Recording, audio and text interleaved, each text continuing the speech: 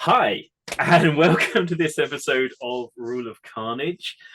This is a podcast, a YouTube channel, a place of conversation, specifically conversations between myself, Glenn Ford, a games designer and developer, and Mike Hutchinson, also a games designer and developer, where we talk about designing better miniatures games. Well, we quite often talk about designing better miniatures games. Today, we're just going to talk about the miniatures games that we are currently designing, which are probably much worse than they ideally should be. We thought The we'd do a platonic roundup. ideal of a miniatures game that we discuss. Yeah. Yes. Yeah, we're going to do a bit of a roundup of the various projects that we're working on at the moment, where they are, where they're progressing to, what we see for them in the near future. Um, so we didn't discuss who was going to discuss the first project. Do you want to go Yeah, we first? should have counted up who's got the most and then Yeah, we should started do with the the leader's maths. advantage.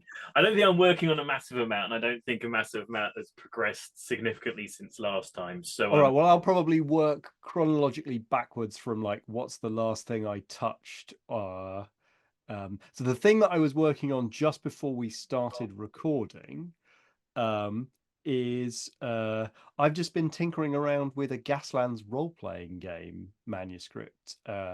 This is not the first, nor will it likely be the last time that I've been tinkering around with a Gaslands role-playing game. In fact, somewhere on my website you can Google this and you can find an earlier draft from about 4 or 5 years ago, something called Gaslands TV. So I've been working on that partly because there's a few Gaslands things swirling around in my prototyping brain at the moment, as I'll probably get more to. Um, and a chunk of that revolves around exploring the setting more. And the more I explore the setting, the more I have a role playing game. And the more I have a role playing game, the more I have an answer for that endless question of, is there a Gaslands role playing game coming soon? So, no, there isn't a Gaslands role playing game coming soon, but it's something that I like finding opportunities just to sort of kick along and make sure that I'm still doing a little bit of work on it. So today I was doodling a idea for a system. I have like a little character sheet created. Um, my imagining for a Gaslands role playing game at the moment is uh, not just answering the question, what would it be fun to do in the Gaslands world where you are both a post apocalyptic driver of cars, but you're also in a dystopian televised sort of situation. But also, I've been looking at other role playing games that have a relationship between your character and a vehicle. hmm. Like, I've been looking at Lancer, which is a game where you are a mech pilot. Been looking at a game called Talk, where you drive around in a car in a post apocalyptic or a world, although with a very different vibe. And I guess I'm intrigued by the mechanical sort of games design thing, which is there isn't really a go-to system that connects humans and vehicles together in like a really essential story and mechanics way. So that's just like that provides an interesting game design hook to be like, well, if you were going to make a role-playing game in which the vehicle you drive matters and the fact that you drive a vehicle matters and the fact that you might get your vehicle taken away from you super matters. um yeah. Yeah, I suppose it's tricky with like your vehicle being an extension of you in an RPG, where you might want to be playing an RPG with like four or five people, and at that point you've got like a fleet of vehicles, and it Hmm. becomes a whole sort of. And it's also, I think, like the relative speeds of like when you are driving about in your vehicle and then when you're stopping and getting out of the vehicle are two very different sort of mechanical things to realize. So, just out of curiosity, just because, like, the idea of Gaslands is that there are shows other other than Gasland. I don't know. We've never sort of really super pinned this down. Are there places on Earth in the Gaslands universe where there are shows that are in no way like car related?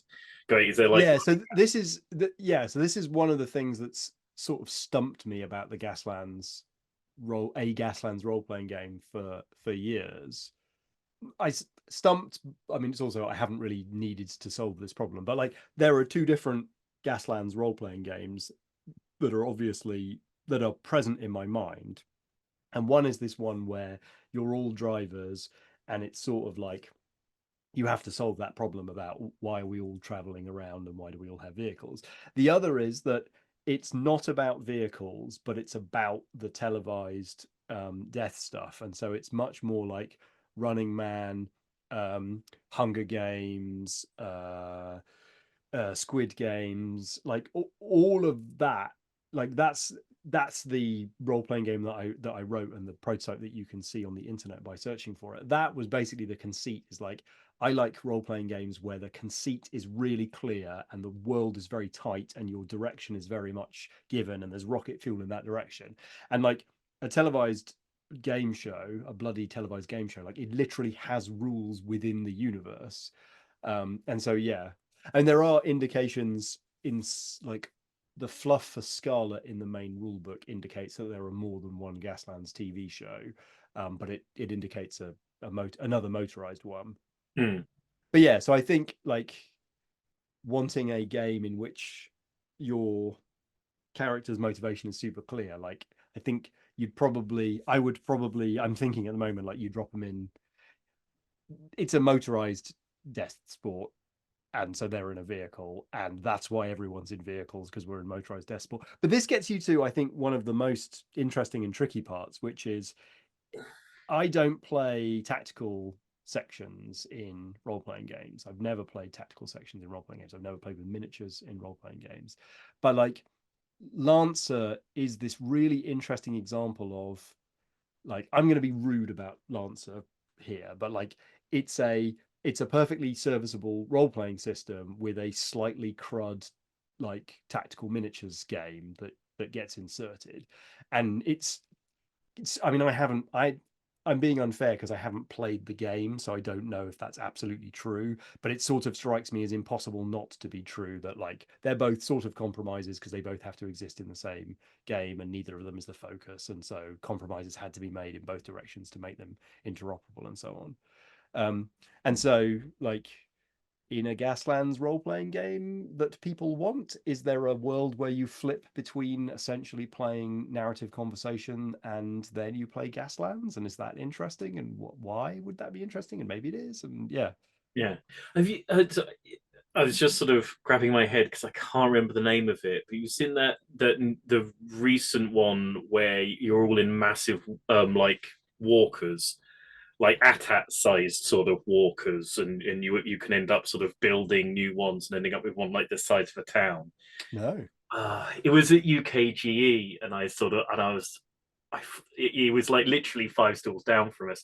I saw Oh, it when I must have seen it, but its name you has must have slipped me. physically seen it. I remember reading a review of it, and then seeing it there and thinking, "Oh, that one sounded really cool. Mm. I want to point that out to Mike." But that's one where you're like very much tied to your vehicle and the building and the rebuilding the vehicle in a much more like sort of, I guess it would be, I guess it's the thing as to whether is it like sort of a Mad Max, is it more Mad Max where Mad Max is very tied to the sort of the texture of the Interceptor, and like there are sometimes those shots in Mad Max where you sort of look into the car and it's like, yeah, that is somewhere where somebody has been living Mm. like 24/7. You can feel the smell of it.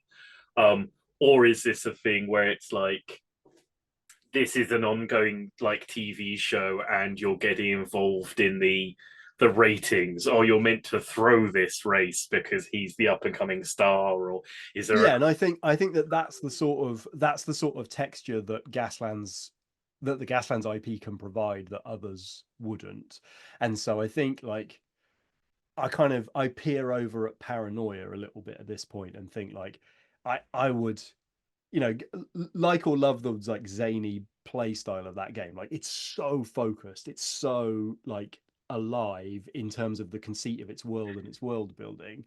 And I do like the idea that like, whether you've got like hidden objectives, which are your call sheet that you're supposed to throw this thing, or you're supposed to like provide a dramatic moment where it looks like you're down and then you're not down, and like that's because we want good television, and this is a meta game in which we are trying to create good television as well as have a fun time playing a game about playing a game.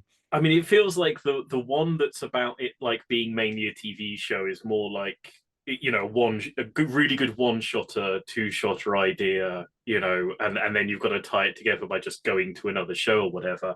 Whereas the one that's more out on the road is a more sort of rolling, ongoing, more gentle, not gentle experience. Maybe, but I think that the like there is a series of a TV show that you need a participant in, or you are trying to build an audience in order to get to the point where you can compete for the tickets to Mars. Like that provides a very natural structure where it's like, well, I have to do these exciting narrative moments, and then I have to travel a long distance to get to the next exciting narrative moment, and that provides some, both some it just means that there's a reason for you to always be moving as a group. And one of the ideas that John Brindley had early on in the conceiving of Gaslands was like, it's like a Formula One team, except you all have to carry your stuff on a war rig from one city to the next city to like get to the next race. And so, And I guess there's the ultimate understanding that is it like how many tickets to Mars are there? Is it one ticket? And yeah. then, yeah, Well, no, I think that yeah. Anywho, so like I could go on about this for forever. So yes, I think like with this is one of the like there are many things that I'll mention during this conversation which are like I've got an itch that I specifically sort of made this break in my career and decided to work on this stuff so that I could scratch a bunch of itches, and I'm being quite free with myself to like work on a scattergun of things because I don't know which one of these like will be the gold mine and is the best idea. And so that's the last thing I touched just just a few hours ago. lovely. So the thing that I've been most recently actively putting effort into working on is hopefully what are going to be like the finishing touches of the testing for Borders and Black Flags. Yeah. So that I can lock in the text to get it sent off to the graphic design typesetters, get some copies printed off, get them out to influencers. And I've been letting that drift a little bit, partly because I've reached out to various production bods ready for getting ahead of the Kickstarter to know like what the financing and the costs and the minimum order quantities and all that sort of stuff are. And all of them are in a state of, yes, I'll figure that out for you and get back to you. And have been for like a little while. And I really should go and chase them all up. But when it's like somebody else's, procrastination, it makes your own procrastination look that much juicier. And also because it's that sort of that last bit of playtesting where it's like I know I could like change things once I've sort of gotten it typeset and gotten some copies printed out, but I don't want to, if at all possible. And so it's those last couple of things where you just want to tweak back and forth and back and forth. So I've got like the main roster or whatever you want to call it of options down, which are based on minis that I printed for the playtesting. Each of the minis is a category of unit or whatever, and then there are some other minis that I haven't printed because the ones I printed off the ones I'm going to offer on the Kickstarter. Yeah. There are some that are available in each of the bundles that I have the right to sell copies of that aren't going to be in that bundle, and so the obvious thing, to sort of allow for a later, set of sales is to write rules for each of the minis that I haven't used, and then at a later date, it's like, oh well, here's a thing where you can get those other minis. And what include those rules in the game at the first, or just have developed them now so that you can package them up later when you want them, rather than having to open the design box again? Yeah, no, the rules for them as units are going to be in the book now. Got I'm it, just got it. not going to be supplying the minis for them right away. So it's a very low impact option to go back and go, well, And it means that people can still proxy them if they want to, absolutely. or if they see who the manufacturer is as you will advertise, and then go, oh, I'll get those myself. Yeah, no, absolutely, very much. The intention is to link I see. across to the STL guys. So we've been sort So of, it's just getting over that last hump of like, oh, I just need to do these faction pieces. yeah, I know, yeah, they are done, and it is that place where it's tweaking one number backwards and forwards, and then you're like, oh, but last time I did it, they did seem to do really well in defense, so maybe I need to tweak that again. It's like, no, they were fine the time before that. That was just you on that day happening to like be in a cautious place in your head as you were sort of playtesting and replay testing it. Mm. So it's really sort of a little bit of dithering, and I should just go right. That's it. I'm emailing everybody, that I need to be in place, and I'm sending this off to the typesetter, and I'm getting moving on it. Um, but equally, that's partly because like the next SSO campaign, I've gotten a new contact from Longpack, and they've been a little bit sluggish on that. So I was hoping to have had that launched by now, but that probably won't be till next month. And then it's like, there's no rush. There's going to be other things going on. So that's been sort Mm. of putting off, and you know, it's at that place where it's fun to play test it because nothing's going wrong. And everything, it all kind of works, and it's quite enjoyable. And you get to go like, "Aren't I clever?" rather than go and playtest something that's going to immediately collapse under its own weight. Yeah. But yeah, so hopefully I'll yeah, start getting that finally nailed down. But that's the main thing I've been testing. I really like it. It's a nice game. I'm happy with it. I think it's working well. I'm looking forward to getting that up on Kickstarter and seeing what happens with it. Mm-hmm. What's the next other thing you've been pondering? Well, the thing that I was working on yesterday is we've already been playtesting a little bit of the early prototypes of this, but I'm working on again more Gaslands stuff, and that's a Gaslands board game. So this is another like obvious thing that should exist is let's use the Gaslands IP, but make something that's more suitable for a single box of goodies that someone can have. And I'll be honest with you, this process started probably 2 years ago when I wrote a pure deck building card game where you were sort of racing, but like the racetrack was concealed in both of our decks, and so I could play out chicanes, and then you would need to like respond with the right levels of control. I play tested it once with our mate Rufus in front of the chicken shop in Canterbury, but it never went further than that. And then you and I played one of my earlier prototypes for what I'm just going to call it like a Formula One by Waddingtons, except Gaslands. And I tried a few different things with card play, and the one we played was dice, buckets of dice being hurled around. And to be honest with you, I play tested it a few times more, and then we had this one playtest where I sat down with my two daughters, 5 and 7, and we got the game moving. And the first thing that happened was that everyone rolled the dice in such a way that no car moved. And I was like, yeah, I can see some solutions for this, but this sort of just depresses me to the point where I realize that actually I don't want to make a little cars race around a little track game. Partly because there are bucket loads of those, not only Formula One by Waddingtons, but Flan Rouge and Heat and Automobiles and Thunder Rally, and like there's a billion of these. And to be honest with you, the like moving physically a car around a racetrack, like I already nailed that with Gaslands. I would much rather play Gaslands than one of these games when it comes to racing a little car around a little track. Um, so I started, so I sort of walked away from it from a couple of weeks and read a lot of other people's like reviews for other people's games and thought about what more abstracted versions of this would be.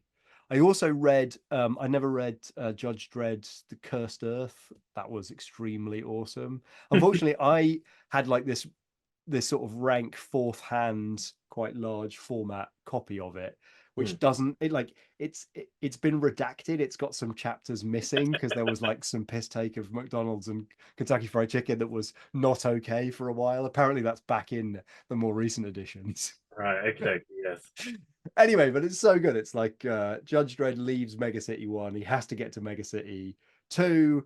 And the conceit is simply great. We can get 8 rad episodes of like, he meets some dinosaurs, he meets some pirates, he meets some rats that have wings that are invading a thing. Like, it's Yeah, really, it's the cursor. absolute gold, The solid angel. gold, Judge Dredd. That's not the one that has the angel gang in it and everything, does it? Does it have the Angel Gang in it? I don't think so. You'd know if you've sort of seen Mean Machine Angel. But yeah, there's a lot of good stuff in the Cursed Earth. Yeah, and I've been reading a bunch of Strontium Dog as well, and like Cursed Earth and Strontium Dog, they're very much playing in the same sand pit, which is like it's a bit Wild Westy and a bit post-apocalyptic, but sometimes you're in hell. Ha ha. So that's cool. So anyway, so all of that got my brain thinking, and I started doodling with a okay, well, what if this was all abstracted, and what if we zoomed out a little bit and we said kind of like we were saying for the role-playing game there, where it's like, okay, well, what if it's a longer journey and I'm playing multiple race stages, or it's kind of like a and I watched Death Race 2000 again recently, so that was sort of bubbling away in my brain of like a long coast to coast sort of cannonball The original run. or the remake? The original one. So yeah, so I've been prototyping. So I've done something that I've never done before, which is I've been thinking about and reading about other games, but not prototyping this for like 3 weeks. Like I haven't been making notes in my notebook. I've just been purely conceptualizing it. And then for almost 10 hours yesterday, what I did was I made very, very loose components, which were mostly just moving cards around that said on them things like damage deck or encounter deck, but they didn't have any rules on it. And it was purely a case of like physically manipulating the play space to be like, okay, well, maybe there's some things here. And do we have a little track of cards that swap positions here? Or maybe there are no cards. And are there any dice? And so it was purely like it's like an impressionistic sort of like Picasso-esque prototyping phase where nothing can break sort of specifically because there are no specifics, but like conceptually I can find like, oh, that's kind of gross, and like, oh yeah, I can see how this would work if you have 6 players, but if you take it down to 2 players, like there's no longer any interesting tensions and there's too many spaces that are empty and nothing's interesting anymore. So yeah, so that's what I was doing yesterday, and I don't have a game yet, but I definitely have the smell in my palate of like what would it be like if there was a deck of location cards that we were moving through, and each time we moved to a new location card, like it spewed out a little row of encounter cards, some of which are purely positive loot that I need to fish out, some of it are like monsters or like raider punk enemies that I need to that will be attacking me unless I deal with them, and there's some kind of way of progressing through the location faster or slower. It's a deck builder, so I've got a hand of cards, and that determines like whether I'm killing enemies in the encounter row or picking up the loot before you do, or concentrating on progressing so that I beat the location stage faster than anyone else and therefore pick up some more points. And that gives me the idea, we're like, okay, brilliant, so there's multiple paths to victory where I can concentrate on winning, or I can concentrate on like collecting audience votes by having carnage and killing things and blah blah blah blah blah. So I have no idea how any of this works yet, but like I've also spent the last couple of days just playing other people's games. So I played the Cursed Earth from Offspray. I played. You recommended looking at the Gretchen's card game, which was delightful, partly because it has little cardboard go-karts that you have to build as like Yeah, paper craft, but also because like the track doesn't exist and you play out cards, and it's fine. It's it very is what it jolly. is. It's very light.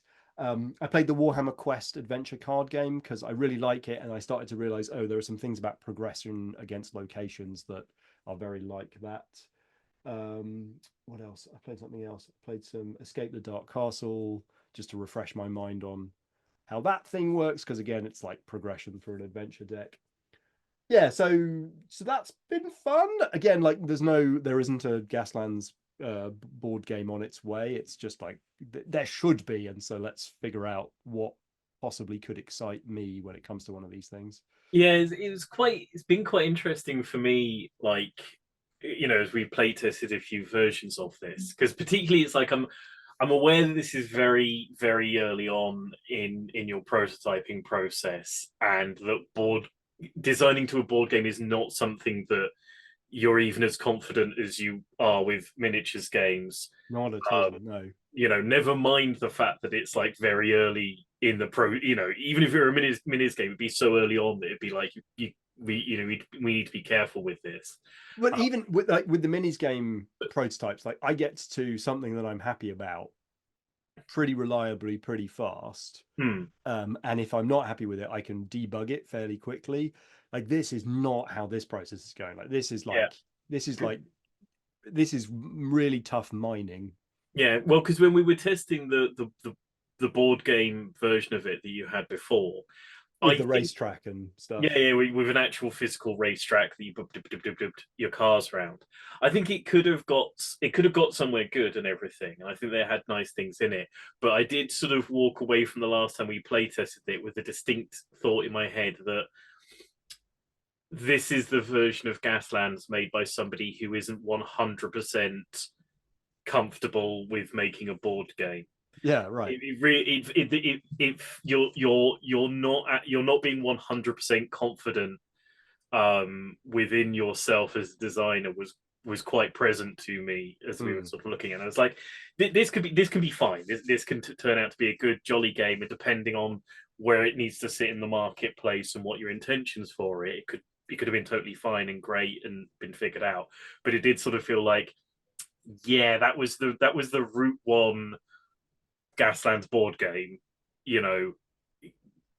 Yeah, and I think Let's there's see what something way happens. more interesting. Like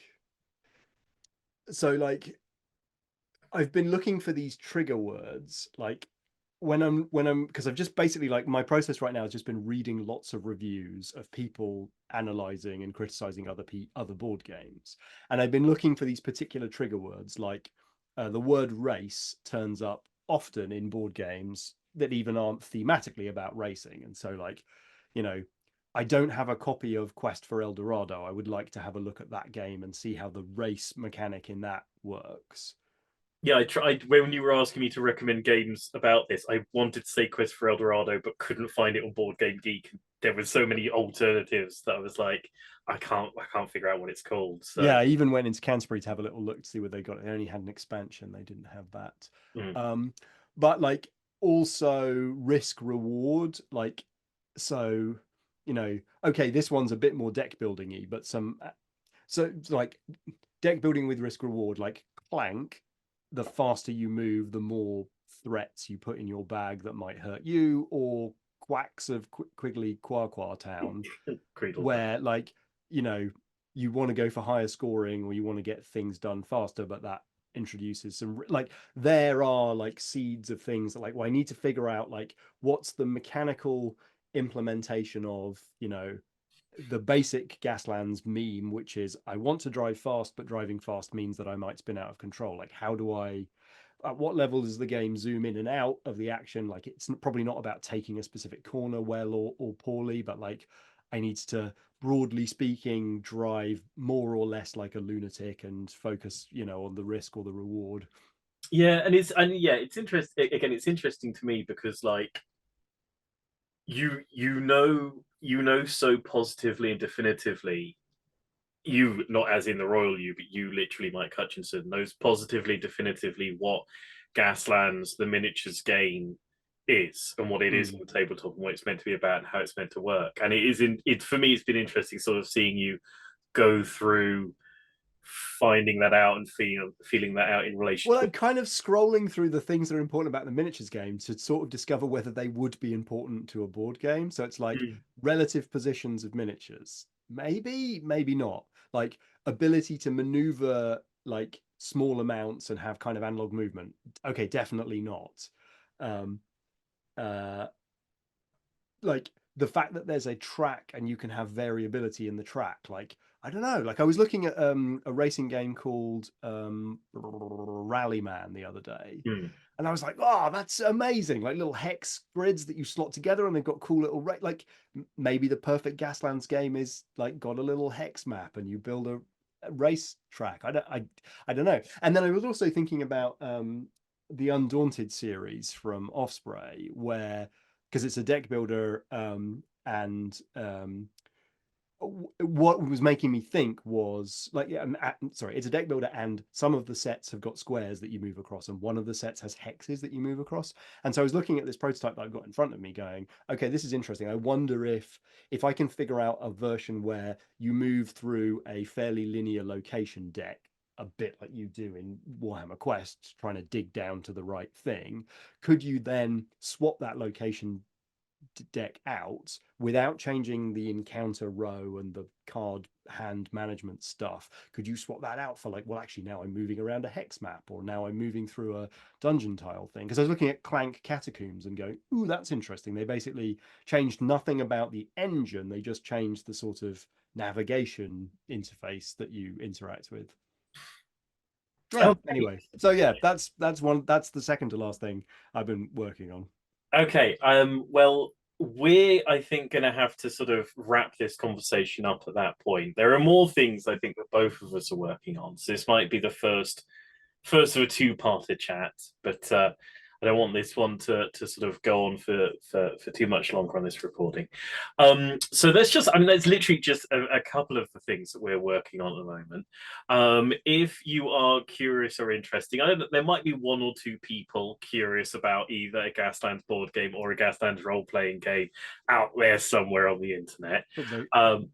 Feel free to drop Feel down. free to give me money in advance of me actually writing them. Wouldn't that be Well, nice? yes, if you want to give Mike, if you're the sort of person who's going to post the "take my money" meme from Futurama in Then you can relation, give it to me right now. you can go right now to the links below this video where Mike has a Patreon, and you can sign up to that Patreon. And sign up to that Patreon will literally directly contribute to the Gaslands role-playing game and or the Gaslands board game being created. So if you watch this video and you're like, I must have that, go there There is now. a call to action here. And there is a way that you can contribute to getting that right in this exact moment before I've even finished This going outro. through the sign out on this video. There's also my Patreon down there, and there's the Discord down there, and there's our websites down there. There's loads of places you can go, and you can give Mike money in various ways by buying his stuff. But sign up to his Patreon, and you'll encourage him to create this role-playing and board games of Gaslands. Oh, and how can I combine the three? the role-playing miniatures board game of Gaslands.